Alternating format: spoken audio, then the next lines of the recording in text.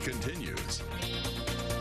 And welcome back. I'm joined by local author Edna Matthews here with our tip to be encouraged. Edna, thank you for being here as always. Thank you. Happy New Year. Happy New Year to you. Yes. How are we starting out the new year? What encouragement would you like to give us? Yes, I thought we'd do a wonderful tip for empowering ourselves, and one that really is an encouragement that we can use all year throughout 2019 and beyond, and that is for the mind and the spirit. And this is a simple tip that we can apply. And the goal of this tip is just to learn how to, regardless of what comes up, whatever the situation is, wherever we are, to learn how to rebalance ourselves, to restore the core of our very being.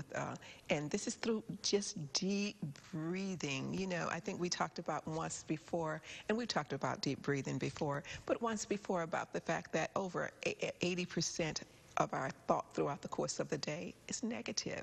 And so we need to learn how to recenter ourselves, and that's just by simply, wherever we are, just by deep. So would you do it with me, Ashley? Sure, I'd love to. Just by deep breathing through our nose, slowly, smoothly inhaling, filling up the belly, just filling up the belly, and then hold it for a second, and then begin to exhale it out of the mouth.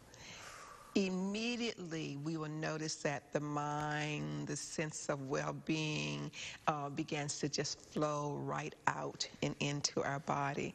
And so wherever it is, whether it's in a terrible, difficult meeting or in a terrible situation or whatever, just deep breathe slowly through the nose, and then hold it for a second and exhale slowly out of the mouth. And that really helps to empower and to restore and recenter our balance, whatever the situation is, because stress does a terrible thing to the body when we're upset, when we're stressful, when we're angry or depressed or whatever. It causes us to stop breathing. Now, we hold our breath. We choke up.